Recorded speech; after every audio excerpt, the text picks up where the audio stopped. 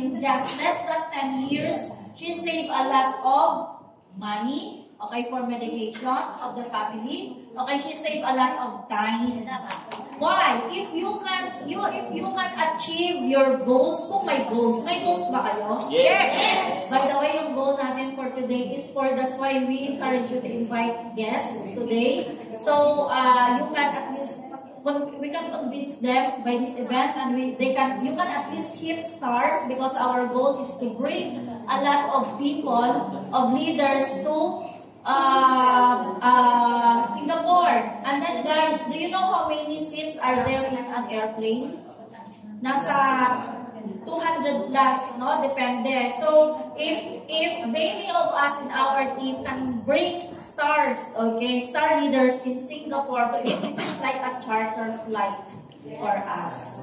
So, can you picture it out, no? Mga 10 or 20 dala mo, we still have time this August to do that. And then, if you have these people achieve their rank in Leeway, you have them at least have their pure cheer, okay, travel and experience Leeway. You let them experience also the earning of 6 digit at least. And then, you are truly a successful person. Kasi hindi lang ikaw yung nag-success. So, guys, later, the coffee, okay, gets cold. Talagang, sa mga mahilig magkape.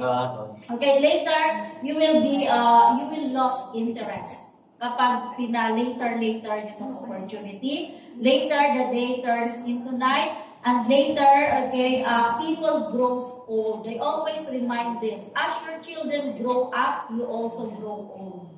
How are you going to prepare your old age? Diba? And then, later life goes by, and later you regret, actually long-term regret, for not doing something when you had a chance to do so. But always remember this, that everything that we can accomplish is through our bended knees. Okay, don't forget that. So, the most exciting part here before our lunch, by the way, our lunch is sponsored by our Team Supreme, Pegasus Eric Chok, and Doc Ancina, our Pegasus. Can we give them a round of applause?